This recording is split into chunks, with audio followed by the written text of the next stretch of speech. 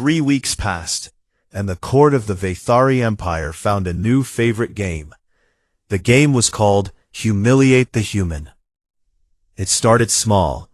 Nobles would place documents on shelves that Ethan could not reach without climbing, and then watch with smirking satisfaction as he found a way to retrieve them. They would speak too quickly during council sessions, using obscure dialects and archaic phrasing, then turn to him with mock concern and ask if his primitive brain could follow. They would invite him to meals where every dish was served on a table built for 9-foot beings, forcing him to stand on a raised platform just to see his own plate. Ethan endured all of it. He never raised his voice. He never showed frustration. He never gave them the reaction they wanted. And slowly, without anyone noticing, he began to learn. He learned who held real power in the court, and who only pretended to. He learned which noble houses were allied, and which ones hated each other behind polished smiles. He learned the rhythms of Vathari politics, the subtle gestures, the loaded silences, the way a slight tilt of the head could mean loyalty or betrayal, depending on the angle. He absorbed it all like water, soaking into dry ground. On his 23rd day at the palace, a dispute erupted in the lower court between two noble houses, House Valeric and House Thandor, over the distribution of supply routes to the Empire's outer colonies. The argument had been going on for months. Vathari logisticians had proposed solution after solution, and every one had been rejected by one side or the other. The dispute was threatening to spill into open conflict. Ethan was sitting in his usual place at the far edge of the council chamber, the seat that was really just a tall stool placed at the children's end of the table, when he asked very quietly if he could speak. The room went still. A few nobles laughed softly. The head of House Valeric, a massive Vathari with dark green skin, looked at Ethan the way one might look at a dog that had suddenly opened its mouth and tried to form words. "Let the pet speak," Korath then said from his position beside the queen's empty chair. The war general's voice dripped with amusement. "It may entertain us." Ethan stood. He walked to the central display table and began rearranging the holographic supply maps with his hands. He worked quickly, methodically, pulling from a branch of mathematics that the Vathari had never developed, because they had never needed to. He restructured the supply routes into a rotating allocation system that gave both houses equal access over a 6-cycle period, with built-in flexibility for seasonal demand shifts. It was elegant, it was fair, and it worked. The room was silent for a long time. The head of House Valeric studied the new arrangement, then looked at Ethan with an expression that was no longer amused. He looked almost unsettled. "This is acceptable," he said, as if the word tasted strange in his mouth. House Thandor agreed moments later. The dispute that had consumed months of court time was resolved in under 10 minutes by the treaty pet. Queen Silithis was not present for that session, but word reached her within the hour. She said nothing publicly. But that evening, Ethan received a slightly thicker cushion for his stone bed. He noticed. He allowed himself a small smile. 2 days later, Silithis summoned him to her private study. It was the first time he had been invited anywhere near the royal wing. The study was a vast room lined with shelves of crystalline data tablets, filled with the pale glow of Vathari knowledge accumulated over thousands of years. Silithis sat behind a desk that could have served as a landing pad, and she looked at Ethan with those burning copper eyes. "Sit," she said. There was no chair small enough for him. He pulled a data tablet from a low shelf, placed it on the floor, and sat on it. He did this without complaint, without comment, as if it were the most natural thing in the world. Silithis studied him. Then she began asking questions. Not diplomatic questions, not treaty questions, but real ones, hard ones. "Why are humans so fragile?" she asked. "Your bones break under forces that would barely scratch a Vathari child. Your skin tears like wet cloth. You cannot survive in vacuum for more than seconds. Your lifespans are laughably short. How does a species so poorly designed survive long enough to reach the stars? Ethan thought about the question carefully. He did not get angry. He did not get defensive. "We are fragile," he said. "You're right about that. We break easily. We get sick. We grow old and die before most galactic species have finished their education. But that's exactly why we're the way we are. We learned very early that the universe was not built for us. Nothing was handed to us. So we became stubborn. We became clever. We became the kind of creatures who will crawl through fire on broken legs rather than lie down and accept death. Because we don't have time to waste, and we don't have strength to spare. And so everything we do with every single piece of ourselves." He paused. "We are fragile, but we are not weak. Those are very different things." Salathis said nothing for a long time. Her golden veins pulsed slowly. Then she dismissed him with a wave of her hand, and Ethan left without another word. But he noticed that her expression, as he walked out, was no longer contempt. It was something closer to confusion. As if she had picked up a stone and found something unexpected living beneath it. Meanwhile, the palace grew more dangerous. Korath Ven, the Queen's war general, was a towering figure of deep crimson skin and cold silver eyes. He had served the Empire for over a century, and he believed in Vathari supremacy the way some people believed in gravity. It was simply a fact of the universe. The presence of a human consort in the palace was to him an abomination, a stain on everything the Empire stood for. He began meeting in private with a faction of nobles who shared his views. They called themselves the Purists, and they believed the treaty with Earth was a sign of weakness. They whispered that the Queen had grown soft, that she had allowed alien vermin into the heart of their civilization, and that someone needed to correct this mistake. Draven picked up on it. He had spent years in military intelligence before joining the Marines, and he knew the smell of a conspiracy the way a dog knows the smell of rain. He warned Ethan over a quiet meal in their small quarters. "Something's building," Draven said. "Korath isn't just making noise. He's organizing. I've seen at least 3 secret meetings this week." Ethan nodded slowly. "I know. You know, and you're just sitting here eating this weird purple bread?" "I'm sitting here eating this weird purple bread and thinking." Draven sighed. "You're gonna get us killed with all this patience." Every morning, before the first sun crested the horizon, Ethan trained. He used an empty courtyard on the lower levels of the palace, a forgotten space that the Vathari never visited because it was too small for their training exercises. He ran. He did push-ups, pull-ups, and bodyweight squats.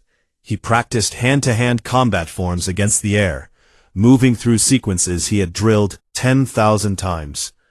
He was not trying to become stronger than the Vathari. That was impossible. He was keeping himself sharp, ready, alive. One morning, a young Vathari servant found him there. Her name was Lyrian, and she was small for her kind, barely 7.5 feet, with pale blue skin and wide, curious eyes. She watched him from the doorway for several minutes before he noticed her. "You move strangely," she said. "Why do you hit the air?" "Practice," Ethan said, wiping sweat from his forehead. "For what?" He looked at her. She was the first Vathari who had spoken to him without mockery or malice in her voice. "For whatever comes next," he said. Lyrian began visiting him regularly after that. She brought him food from the kitchens, actual good food, not the scraps the court usually sent to his quarters. She warned him about which nobles to avoid, which corridors were watched, and which topics would get him thrown from the palace if he spoke about them. She did not do this out of political strategy. She did it because she was kind, and because she could see that he was alone in a world that did not want him. One evening, as Ethan walked through a dimly lit corridor toward his quarters, A shadow detached itself from the wall and blocked his path. Korath Ven, the war general, stood 9 feet 4 inches tall, his crimson skin dark as old blood in the low light, his silver eyes burning with open hatred. "Little creature," Korath said, his voice barely above a whisper, "you think you are clever. You think your trick with the supply routes means something. It means nothing. You are nothing. When the Queen tires of this farce, I will personally throw you from the highest spire of this palace, and watch your fragile little body shatter on the stones below." Ethan had to crane his neck to look up at him. Korath was close enough that Ethan could feel the heat radiating from his crystalline skin. Every survival instinct in Ethan's body screamed at him to step back, to submit, to make himself small. He didn't move. He held Korath's gaze with steady brown eyes, and said, in flawless Vathari, "You're welcome to try." Korath stared at him. Something flickered behind those silver eyes. Not fear, not yet, but the faintest edge of uncertainty. Because the little human had not flinched, not even a little. Then Korath turned and disappeared into the shadows, and Ethan continued walking to his quarters, his heart pounding like a war drum inside his chest, his face perfectly, absolutely calm. The news arrived on a morning when the twin suns of the Vathari throne world rose red instead of gold, a sign that even the sky could feel what was coming. The Korathi Dominion, a rival empire of insectoid warriors who lived for conquest the way other species lived for air, had launched a coordinated attack on 3 Vathari border colonies. Thousands of civilians were under fire. Supply lines had been cut. Distress signals were screaming across every military channel. The royal palace erupted into chaos. Generals were summoned. Fleet commanders appeared via holographic projection, their faces grim and tense. Soldiers marched through corridors that had been peaceful just hours before, and the crystalline walls of the throne hall hummed with the low vibration of a civilization preparing for war. Queen Silaphus called a war council. Every senior military leader, every head of a noble house, and every strategic advisor in the empire was commanded to attend. The council chamber was packed with towering Vathari figures, warriors in battle armor, politicians in ceremonial robes, intelligence officers with hard eyes and tight mouths. And at the far end of the table, sitting on a raised chair that had been hastily constructed so he could actually see over the table's edge, sat Ethan Cole. His presence was required by the treaty. Silaphus had not invited him out of respect. She had invited him because the law demanded it. Korath Ven stood at the head of the war table, a massive holographic map of the border region floating in the air before him. He laid out the situation in clipped, precise tones. The Korathi had sent 3 assault fleets, each one targeting a different colony simultaneously. The Vathari defensive fleet was spread thin, and reinforcements from the inner systems would take 6 days to arrive. In 6 days those colonies could be ashes. The generals argued. House Valeric wanted to concentrate the fleet on the largest colony and sacrifice the smaller 2. House Thandor demanded an even split of forces. A third faction proposed a full retreat to consolidate defenses closer to the throne world. Voices rose. Fists struck the table. The room vibrated with a deep rumble of Vathari anger. Ethan listened. He studied the holographic map. He watched the fleet positions, the attack vectors, the supply routes, and he saw something that none of them were seeing, because none of them had ever been forced to fight the way humans fought, outnumbered, outgunned, with nothing but cleverness and desperation. He raised his hand. Nobody noticed. He stood up on his chair. "Excuse me," he said. The room fell into an annoyed silence. A dozen glowing eyes turned toward the small figure standing on furniture at the end of the table. Korath Ven's lip curled. "The livestock wishes to speak." "Let him," Silaphus said. Her voice cut through the room like a blade. She was not being kind. She was being curious, and perhaps a little desperate, though she would never admit it. Ethan stepped onto the table itself. He was still shorter than most of the beings in the room, but at least now they could see him. He walked to the holographic map and pointed. "You're looking at this wrong," he said. "You're thinking about how to defend 3 positions, but the Karathi aren't attacking 3 positions. They're attacking 1. Your confidence. They want you to split your forces, because a divided fleet is a dead fleet. They know you'll try to save everyone, and that instinct is exactly what will get everyone killed." Silence. "Instead," Ethan continued, "you concentrate your fleet on the Karathi's central attack group, the one hitting Colony Verith. That's their command fleet. Every insectoid army operates from a central hive mind coordination structure. You destroy the command fleet, and the other 2 groups lose cohesion. They'll still fight, but they'll fight stupid, and then your border garrisons can hold them long enough for reinforcements to arrive." He traced the attack route on the holographic map. "But you don't take the direct path. You loop your fleet through this asteroid corridor here. The Karathi won't expect it, because the corridor is considered too dangerous for large vessels. Human navies have been threading dangerous passages for centuries. We call it the Nelson maneuver. Hit them where they're not looking, hit them fast, and hit them with everything." The room was quiet. Not the mocking quiet of the first day. A different kind of quiet. The kind that fills a room when someone has said something that cannot be easily dismissed. Korath recovered first. "The bleating of livestock," he said with a forced laugh. "Shall we let the treaty pet command our fleets as well?" Several generals were studying the map with narrowed eyes. One of them, an old warrior with scarred gray skin named Admiral Vathos, looked at Ethan and gave a slow, thoughtful nod. "The human's logic is sound," he said quietly. Silathis made no immediate decision, but Ethan noticed that her copper eyes lingered on the map, tracing the path he had drawn, and something in her expression had shifted, like a door that had been closed for a very long time, was beginning to crack open. That night, for the first time, Silathis came to Ethan's quarters. She had to duck to fit through his doorway. She stood in his small room, and she filled it the way a bonfire fills a cave, all light and heat and overwhelming presence. "Why do you know these things?" she asked. No preamble, no diplomacy, just the question. Ethan was sitting on his stone bed, reading a data tablet about Vathari military history. "Because where I come from, knowing these things is the difference between living and dying. Humans don't have crystalline skin, or psionic abilities, or the strength to crush steel with our bare hands.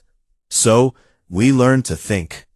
We studied every war we ever fought, and we fought a lot of them. Thousands of years of learning how to survive when the odds say we shouldn't. Tell me about your wars," she said. So he told her. He told her about a place called Thermopylae, where 300 soldiers held a mountain pass against an army of hundreds of thousands. He told her about a frozen city called Stalingrad, where humans fought building by building in temperatures that froze their blood, refusing to surrender even when logic demanded it. He told her about the Pacific Ocean, where sailors fought on burning ships and pilots flew into storms of fire, because giving up was simply not something they knew how to do. He told her about his own service, about a deployment in a place he could not name, where his squad of 12 was cut off behind enemy lines for 9 days, with no supplies, no communication, and no hope of rescue. They walked out, all 12 of them, carrying their wounded on their backs through 70 miles of hostile terrain, because no one gets left behind. Silathis listened without interrupting. When he finished, she stood in silence for a long time. Then she said something he did not expect. "You frighten me," she said. "Why?" "Because you describe these horrors, and there is no despair in your voice. There is pride." She looked at him as though seeing him clearly for the first time. What kind of species is proud of its suffering? The kind that survived it, Ethan said. She left without another word, but Ethan knew that something fundamental had changed between them. She was no longer looking down at him, and she did not understand what she saw. And that lack of understanding was keeping her awake at night. The days that followed were tense. The Vathari fleet mobilized. Elements of Ethan's strategy were quietly incorporated into the battle plan, though Korath then ensured that no credit was given to the human. Draven kept his ear to the ground, and what he heard made his blood run cold. Korath's purist faction was growing. Meetings were happening in sealed chambers. Weapons were being moved through back corridors. And the war general's hatred of the human consort had evolved from personal contempt into something far more dangerous: political ambition. "He's going to make a move," Draven said one night, cleaning a pulse pistol he had smuggled from the shuttle. "The war is the perfect cover. Everyone's distracted. Everyone's scared. That's when snakes strike." "I know," Ethan said. "So what's the plan?" "Stay close. Stay ready. And when it happens, don't hesitate." It happened 3 days later, in the dead of night. The palace alarms screamed. Not the wartime alarms. Those had been ringing for days. These were different. These were internal. Korath then had moved. His purist forces had seized the palace guard barracks, taken control of the main gates, and were marching on the throne hall. He declared Silithus unfit to rule during wartime, and announced that he was assuming emergency command of the empire. The human consort, he declared, was to be executed immediately as an enemy agent. The palace descended into violence. Loyalist guards clashed with purist soldiers in hallways and stairwells. The sound of energy weapons and shattering crystal echoed through the ancient corridors. Ethan and Draven were moving before the alarms finished their first cycle. Draven had the pulse pistol in his hand and murder in his eyes. They fought their way through 2 corridors, and then a blast door sealed, separating them. Draven was on one side, with a squad of loyalist guards. Ethan was on the other, alone. He ran. He knew where Silithus would be, the throne hall. That was where Korath would go. That was where this would end, one way or another. He arrived at the throne hall just ahead of Korath's advance squad. Silithus was there, flanked by only 4 loyalist guards. The rest had been drawn away by diversionary attacks. She stood before her throne, tall and fierce, but Ethan could see the tension in her body. She was outnumbered, and she knew it. Korath's elite warriors poured into the hall. 8 of them, each one a veteran killer, each one armored and armed, and standing nearly 10 feet tall. They spread out in a half circle, cutting off every exit. Ethan moved without thinking. He crossed the hall at a dead sprint, and placed himself between Silithus and the advancing warriors. On his way, he ripped a ceremonial blade from a wall display, a curved single-edged weapon meant for decoration, not combat. It was sized for a Vathari hand, which meant he needed both of his to hold it. The warriors stopped. They looked at him. 8 giants, looking down at a single human holding a blade he could barely lift. They laughed. Silithus's voice came from behind him, tight with something that might have been fear. "Move aside, human. You cannot fight them." Ethan adjusted his grip on the blade. His hands did not shake. His eyes did not waver. His heart was beating so hard he could feel it in his teeth, but his face showed nothing but absolute, unbreakable calm. "Watch me," he said. The first warrior came at Ethan like an avalanche. 9 feet of crystalline muscle, moving with a speed that should have been impossible for something that large, swinging a war axe that weighed more than Ethan did. The blade cut through the air with a sound like tearing metal, aimed at the exact spot where Ethan's head was. Ethan was not there. He dropped low, not gracefully, not beautifully, but fast. The axe passed over him close enough to shave hair from his scalp. He rolled forward, came up inside the warrior's reach, and drove the ceremonial blade into the gap between the armor plates at the Vathori's knee. The warrior screamed. The sound shook dust from the ceiling. Ethan ripped the blade free and moved. The second warrior was already swinging. A massive fist caught Ethan in the side and launched him across the hall like a thrown ball. He hit a crystal pillar with a crack that echoed through the chamber. Something in his ribs broke. He felt it, a sharp white-hot snap that turned breathing into agony. He got up. The Vathori warriors paused.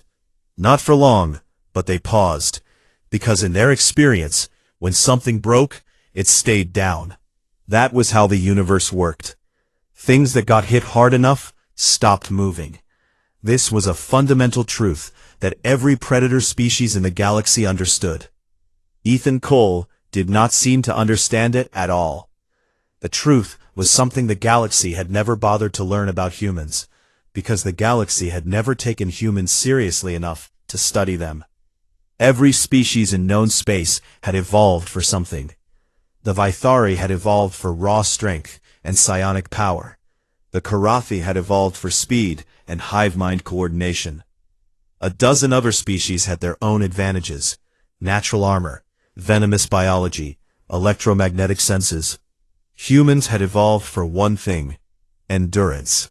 Not the kind of endurance that meant jogging for a long time. The kind that meant survival at any cost. Over millions of years, the human body had developed a chemical response to mortal danger that was, by galactic standards, utterly insane. When threatened, the human brain flooded the body with adrenaline, cortisol, and a cascade of hormones that suppressed pain, accelerated reaction time, increased blood flow to muscles, and essentially told the body's safety systems to shut up and keep going. Bones could be broken, muscles could be torn, skin could be opened to the bone, and the human would keep fighting. Not because humans were brave, though many of them were. Not because they were stupid, though some of them certainly could be, but because their bodies were built, at the deepest genetic level, to refuse to quit, to keep rising, to keep swinging, to keep breathing through shattered ribs and torn flesh and pain that would drive most species into shock and unconsciousness. And no one in this room, except Ethan, knew that. He fought like a wounded animal, because that was exactly what he was. There was nothing elegant about it. He did not dance between the warriors like a hero from a story. He scrambled, dodged, struck where he could, and took blows that would have killed most beings in the galaxy. A Vathori sword slashed across his left arm, cutting deep enough to expose muscle. He switched the ceremonial blade to his right hand and kept fighting. A knee strike caught him in the chest and sent him tumbling across the stone floor. He tasted blood. He spat it out. He stood up. The warriors were confused now. Their strikes were landing. The human was taking damage. They could see it. The blood, the swelling, the way he favored his right side where the broken ribs ground against each other with every breath.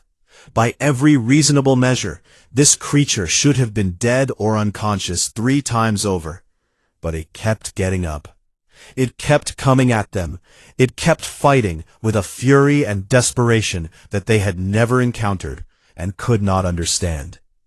Ethan killed the first warrior by driving the blade through a gap in his neck armor while the giant was raising his axe for what he assumed would be the final blow. The warrior toppled like a falling tree, and the crash of his body against the stone floor sent a tremor through the hall. The second kill was uglier. A warrior grabbed Ethan by the arm and swung him into a wall. The impact fractured his left shoulder. Through the blinding pain, Ethan kept his grip on the blade, planted his feet against the wall, and used the warrior's own momentum to redirect himself forward. He buried the blade in the gap beneath the warrior's chin. The giant gurgled, staggered, and fell. A third warrior caught a deep slash across his face that sent him reeling backward, clutching at his ruined eye. 5 warriors remained. They were no longer laughing. They were no longer confident.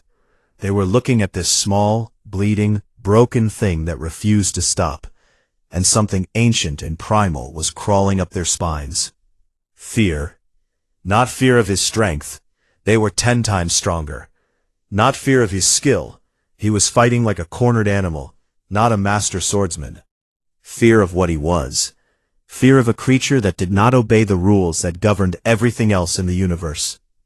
Queen Salathis stood behind the line of her 4 remaining loyalist guards, and she watched all of this with eyes that had gone wide.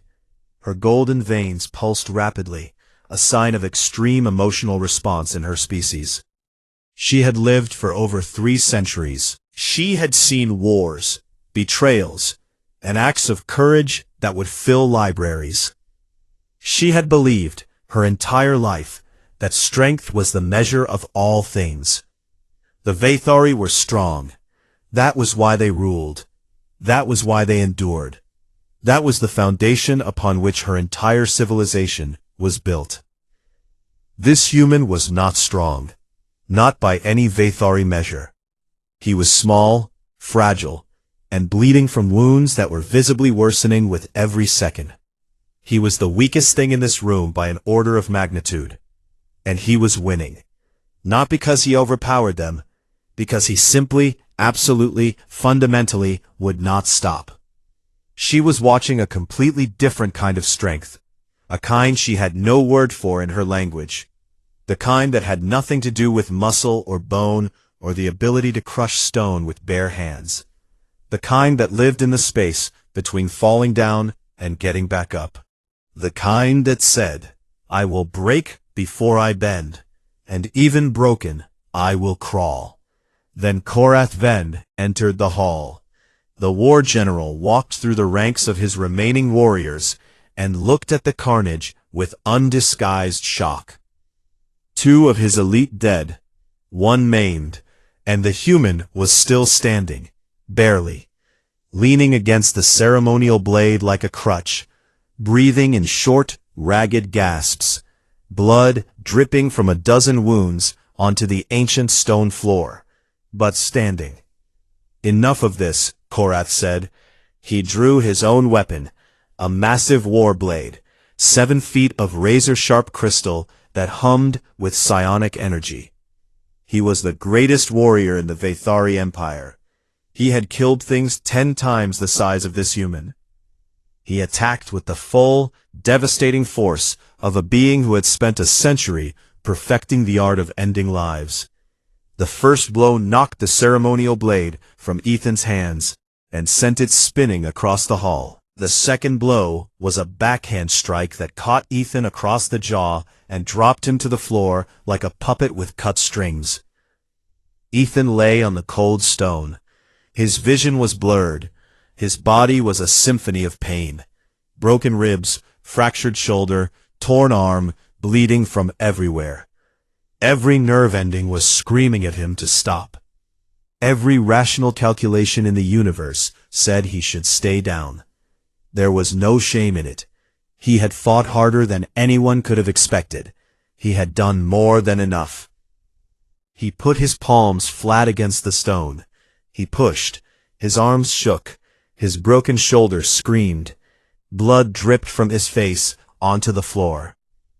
He stood up. Korath hit him again. Harder. Ethan went down. He lay there for 2 seconds. Then he started getting up again. And again. And again. Each time slower. Each time more broken. Each time with less reason to believe he could survive the next blow. But each time with the same unshakable certainty in his eyes. The certainty of a species that had climbed out of caves and crossed oceans and split atoms and reached the stars. Not because they were the strongest, or the fastest, or the most gifted, but because they simply did not know how to stop. Korath's composure cracked. "Why won't you die?" he roared, and there was something in his voice that sounded almost like panic. Ethan was on one knee, Blood covered half his face. One eye was swollen shut. He could barely breathe.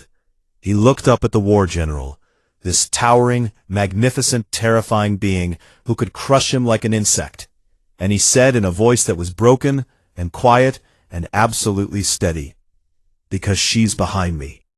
Scylathus felt something shatter inside her chest, not a bone, not a muscle, something deeper, something she had kept locked away behind centuries of armor and duty, and the cold belief that power was the only thing that mattered. She looked at this ruined, bleeding, impossibly stubborn human, and she understood. He was not fighting to win. He could not win. He knew that. He had always known that. He was fighting to buy time. He was fighting because the queen was behind him, and the enemy was in front of him, and as long as he could stand, as long as he could breathe, as long as his heart was beating, he would place his broken body between her and harm. Because that was what humans did. That was what they had always done. The doors of the throne hall exploded inward.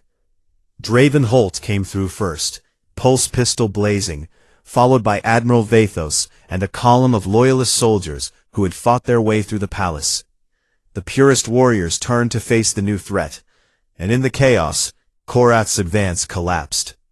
Draven reached Ethan in seconds. "I'm here, brother. I'm here." Ethan looked at him through his one good eye. "Took you long enough," he whispered.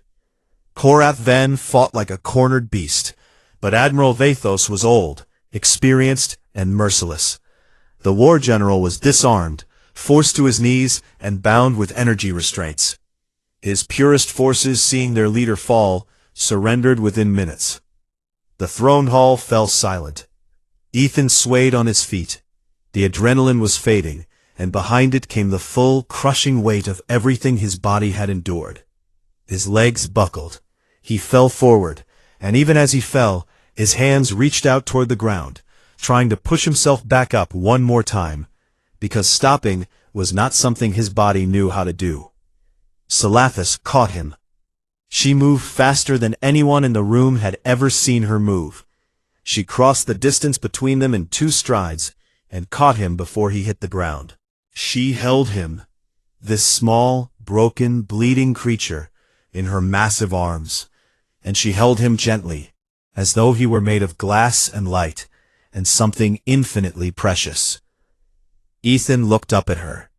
His vision was fading, but he could see her face, those copper eyes, wide and shining with something he had never seen in them before. "Is the queen safe?" he whispered. "Yes," she said. Her voice broke on the word. "The queen is safe."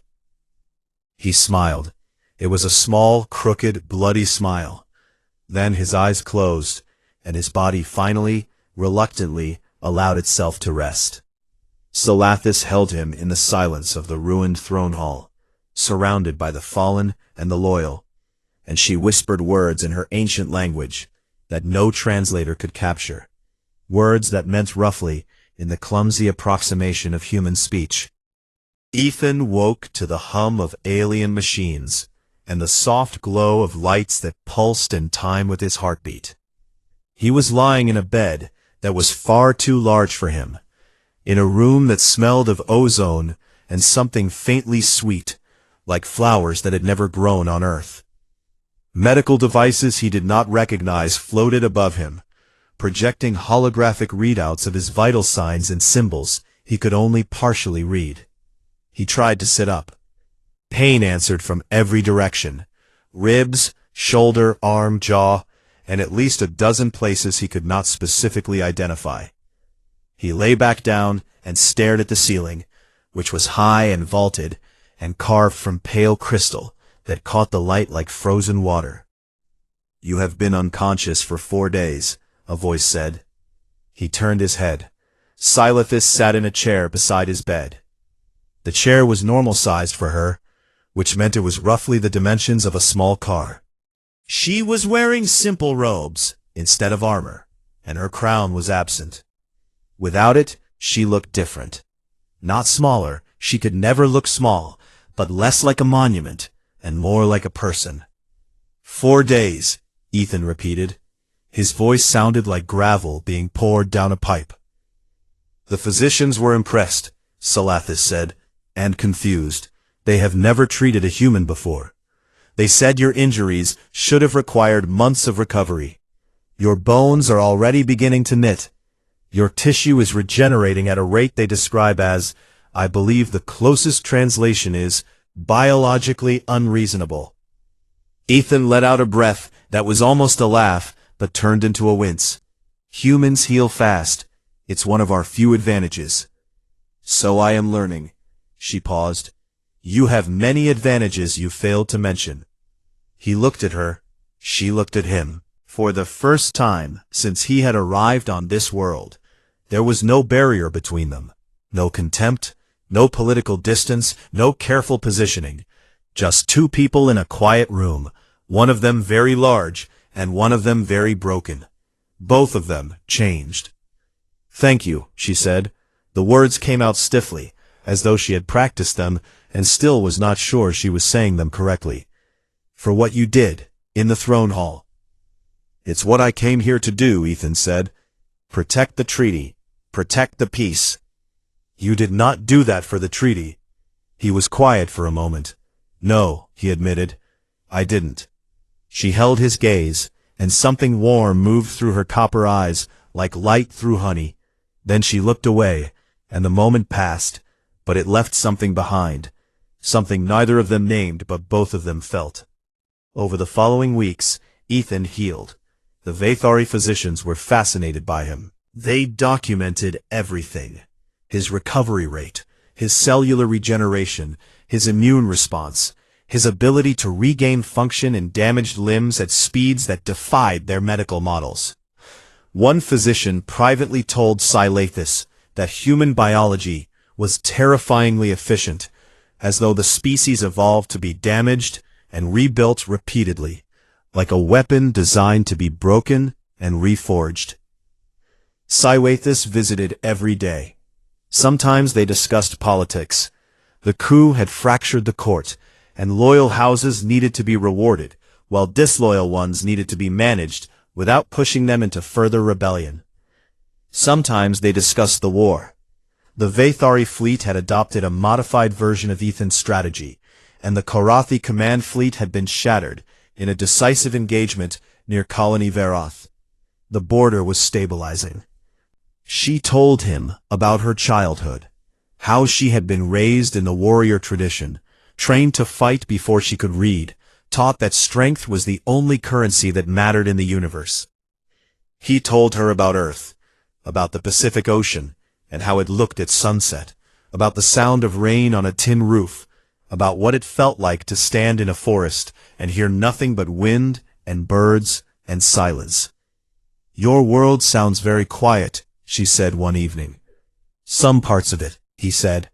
Other parts are the loudest, messiest, most chaotic places you can imagine. That's kind of our thing. We contain contradictions. She smiled at that. A real smile, small and private, like a door opening just enough to let light through. Korath Vane's trial took place 6 weeks after the coup. The throne hall had been repaired, though scars from the battle remained visible in the stone. Deep gouges and bloodstains that the Vathari chose to leave as a reminder. Korath stood in chains before the throne, his crimson skin dull and his silver eyes empty. He had been stripped of his rank, his titles, and his honor. He was nothing now. The court expected execution. It was the traditional punishment for treason, and Korath's crimes were beyond dispute. The evidence was overwhelming. His own soldiers had testified against him. Salathis turned to Ethan and asked for his counsel. The court murmured in surprise. She was asking the human, publicly. Ethan stood, still bearing visible scars, his left arm in a lightweight brace the physicians had designed for his smaller frame. And he looked at Korath, the being who had mocked him, threatened him, tried to kill him. The being who had broken his bones and left him bleeding on a throne room floor. He acted out of love for his empire, Ethan said. It was a twisted love, poisoned by pride and fear of change. Killing him would make him a martyr to every Vaethari who shares his beliefs. Exiling him strips him of power without giving his followers a reason to radicalize further. The court was silent. Korath looked at Ethan with an expression that defied easy reading. Not gratitude, not hatred, but something complicated and raw. Salathis sentenced Korath Ven to permanent exile beyond the Empire's borders. It was a mercy that surprised everyone and angered some. But in the weeks that followed, the Queen's judgment proved wise. The purist faction, robbed of their martyr narrative, quietly dissolved. Former members reintegrated into the court, chastened and cautious. Stability returned. Meanwhile, something happened that Ethan had not anticipated. The footage from the throne hall, recorded by the palace's security systems, leaked across the galactic communication networks. Within days, every major civilization in known space had seen it. A single human, half the size of his opponents, armed with a decorative blade, fighting 8 elite Vaethari warriors and the greatest war general in the Empire. Getting knocked down and standing back up, again and again and again, bleeding, broken, refusing to stop, refusing to stay down. The galaxy had ignored humanity.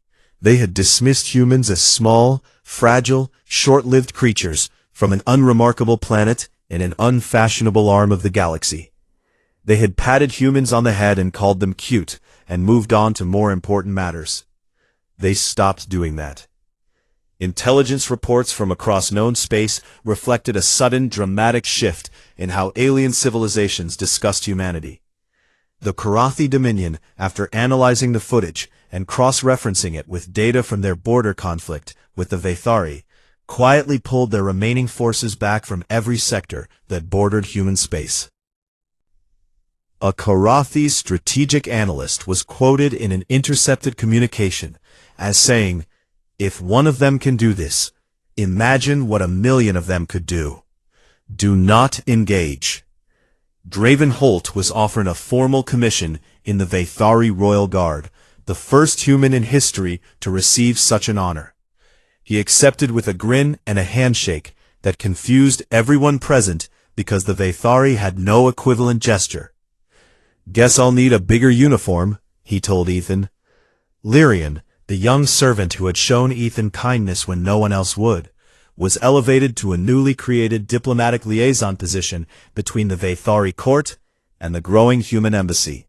She accepted the role with quiet grace and a private smile directed at Ethan that said, without words, "I knew it. I knew you were more than they thought."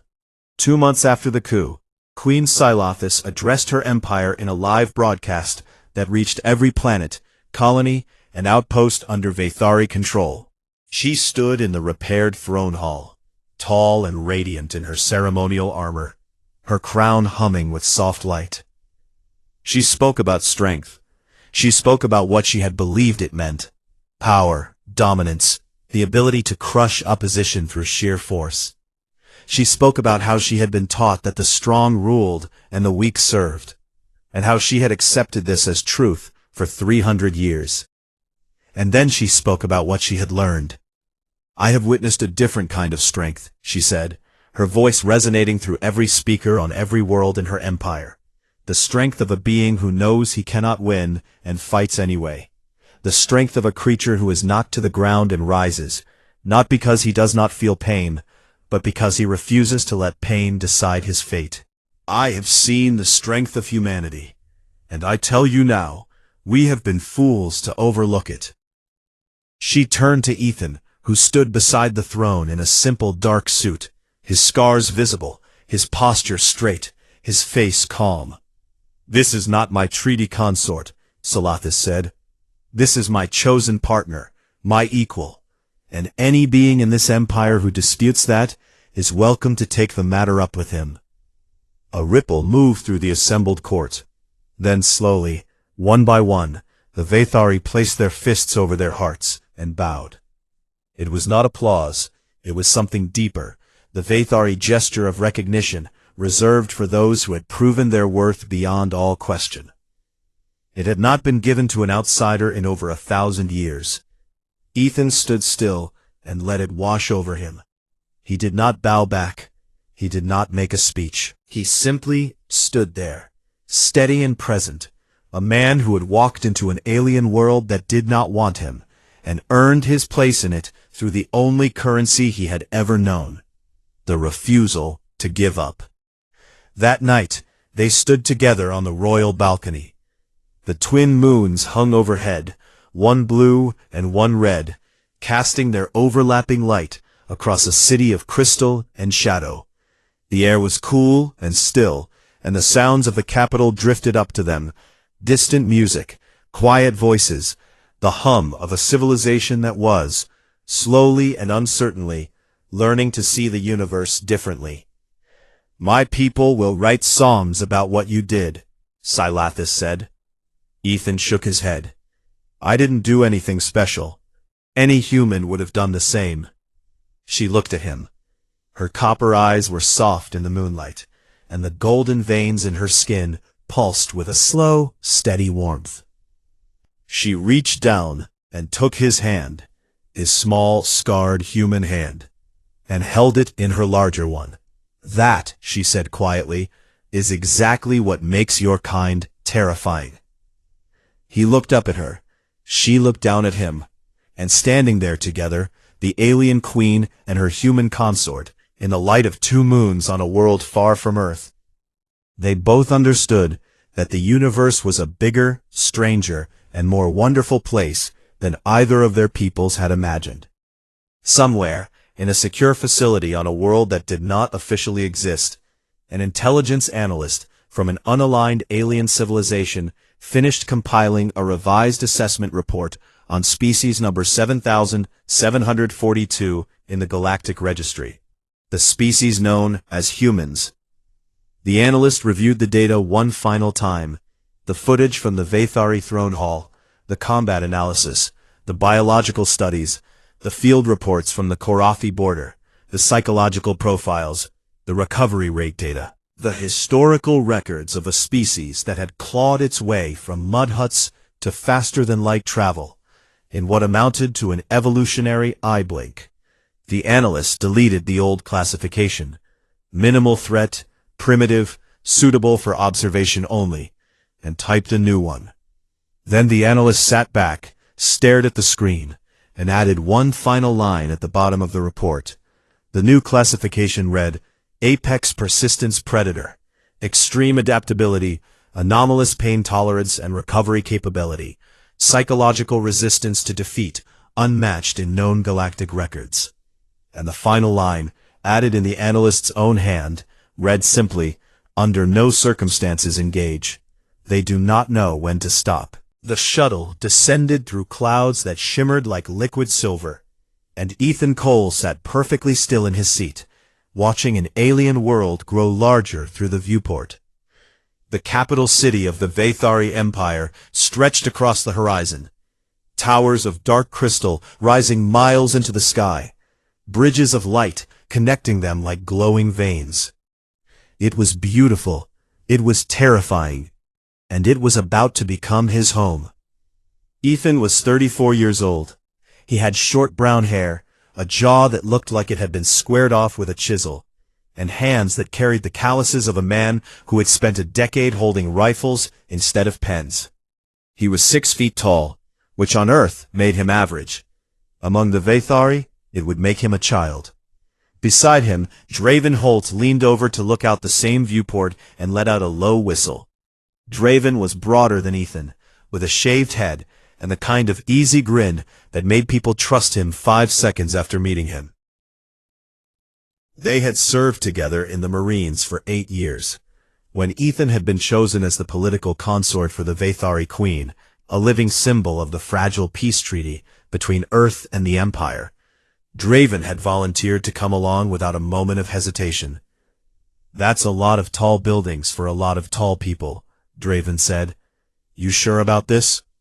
"No," Ethan said honestly, "but the treaty needs a human face, and Command picked mine."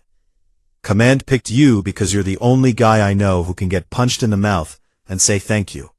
Ethan almost smiled. Almost. The shuttle landed on a platform jutting from the side of the royal palace, a mountain of black crystal that made every human skyscraper look like a toy.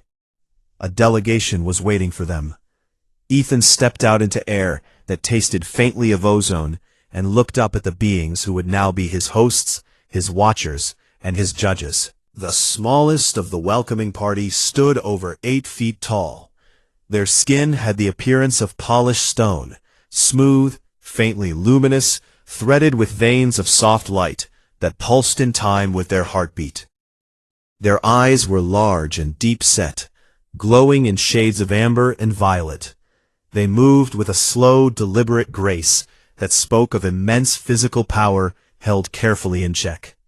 Every one of them could have torn Ethan in half without breaking a sweat, and every one of them knew it. They looked at him the way a person might look at a stray dog that wandered into a palace. A tall courtier with silver-white skin stepped forward and spoke in the Vathari language, a deep, resonant tongue that vibrated in the chest like distant thunder. Ethan understood every word. He had spent 2 years learning their language in secret, studying recordings, grammar, idioms, and insults, especially the insults. The courtier said, "The treaty creature has arrived. Escort it to the throne hall. The queen is waiting." Ethan said nothing. He adjusted his dress uniform, straightened his back, and followed. The walk through the palace was long, and every step of it was designed to make him feel small. The hallways were built for giants, ceilings that soared 40 feet overhead, doorways wide enough to fly a car through, furniture scaled for beings twice his size. Vathari servants and nobles lined the corridors, watching him pass with expressions that ranged from open curiosity to poorly hidden amusement. Some whispered to each other. He caught fragments. "So small, barely reaches my hip. Is this a joke?" He kept walking. The throne hall was a cathedral of dark crystal and pale light. Hundreds of Vathari courtiers filled the space, arranged in tiers around a central platform where the throne sat, a massive structure carved from a single piece of deep violet stone. And on that throne sat Queen Silathis Vorin. She was tall even by Vathari standards, nearly 9.5 feet, with skin the color of deep twilight, and veins of golden light that traced elegant patterns across her arms and face. Her eyes were the color of molten copper, sharp and ancient, and utterly unimpressed. She wore armor that looked like it had been grown rather than forged, dark plates that hugged her frame and caught the light like the surface of still water. A thin crown of crystalline spires rested on her head, each one humming faintly with energy. She looked at Ethan the way one might look at an insect that had landed on a dinner plate. The court fell silent as Ethan walked to the base of the throne platform. He could feel every eye on him. He could feel the weight of their contempt pressing down like a physical thing. He stopped, and he bowed, a deep, respectful bow, the kind he would offer to any head of state. Silathis spoke. Her voice was low and smooth, like a cello played in a cathedral. She spoke in her native tongue, and what she said was not part of any diplomatic script. "So this is what Earth sends me, a little treaty pet." Laughter rippled through the court, soft, rumbling, cruel. Ethan straightened from his bow. He looked up at her, way, way up, and he held her gaze. He did not flinch. He did not react. He simply stood there, steady and still, a man planted in soil that was not his own. He said, in perfectly accented Vathari, "I am honored to stand before the throne of the Vathari Empire. I hope to be worthy of the trust placed in me by both our peoples." The laughter stopped. The court went quiet. Several nobles exchanged glances. The little humans spoke their language. That had not been expected. Silathis's copper eyes narrowed, not in anger, but in something closer to reassessment. Then she waved one long, elegant hand in dismissal. Take the consort to his quarters. His quarters turned out to be a small room at the far edge of the palace, several floors below the royal wing. The ceiling was low by Vathari standards, which meant it was still 12 feet high. The bed was a stone slab with a thin cushion. There was no window. Draven set down their bags and looked around the room with an expression that could have curdled milk. This is what they give a political consort? I've seen nicer prison cells. It's fine, Ethan said. It is not fine. This is a deliberate insult. They're treating you like... I know what they're treating me like. Ethan sat on the edge of the stone bed and began unlacing his boots. Let them. We didn't come here to win a popularity contest. Draven opened his mouth, closed it, and shook his head. He had known Ethan long enough to recognize the look in his friend's eyes. The quiet, patient look of a man who was playing a much longer game than anyone around him realized. That night, Ethan walked the palace grounds alone. The gardens were alien and strange. Plants with bioluminescent leaves, trees whose branches moved like slow fingers, reaching for the sky. The air was cool and still. 2 moons hung overhead, one pale blue, one deep red, casting overlapping shadows on the ground. He walked without hurrying. He walked without fear. High above, on a balcony overlooking the gardens, Queen Salathis stood with her arms folded across her chest, watching the tiny human figure move through the moonlight. Her chief advisor stood beside her. He is smaller than I expected, the advisor said. They are all small, Salathis replied. He moved through her gardens, as if he belonged there, as if the alien sky above him and the alien ground beneath his feet did not frighten him at all. She had seen warriors twice his size tremble in her presence. This creature, this fragile, soft-skinned, impossibly small human, walked through her world as though he had nothing in the universe to fear. It bothered her more than she was willing to admit.